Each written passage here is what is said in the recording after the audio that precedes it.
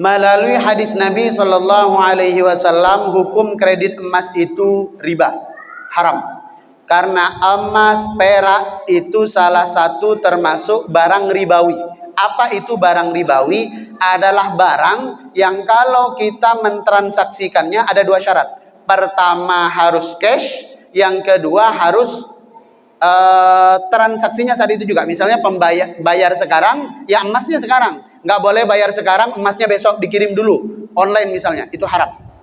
Sesuai dengan hadis Nabi. Makanya kalau kita transaksi emas, pembayarannya harus cash, dan emas dengan nilai tukarnya saat itu juga dalam satu majelis yang sama. Tidak boleh emasnya duluan, bayarnya nanti. Atau bayarnya duluan, emasnya nanti dikirim. Itu nggak boleh. Ini kalau mengacu kepada hadis Nabi. Yang kedua, ada ulama yang bukan menentang hadis Nabi, tetapi lebih menelaah kepada emas di zaman Nabi berbeda dengan emas di zaman sekarang.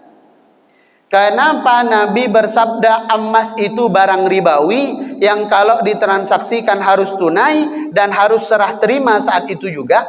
Karena di zaman dahulu emas itu menjadi bukan perhiasan, emas itu menjadi alat tukar. Makanya kita mengenal istilah dinar dan dirham. Dirham itu kepingan koin yang terbuat dari perak, dinar itu kepingan koin yang terbuat dari emas. Makanya dulu kata Nabi nggak boleh emas itu diperjualbelikan dengan tidak cash.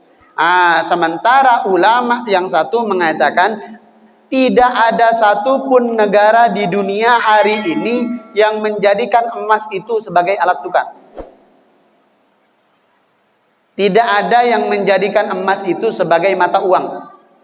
Maka terjadi pergeseran nilai antara emas di zaman Nabi yang dulu menjadi alat tukar atau uang, sekarang hanya menjadi komoditas perhiasan atau barang berharga dan tidak dijadikan mata uang. Kata ulama yang pertama, tetap sabda Nabi, emas adalah barang ribawi, haram. Boleh ikut yang pertama? Boleh.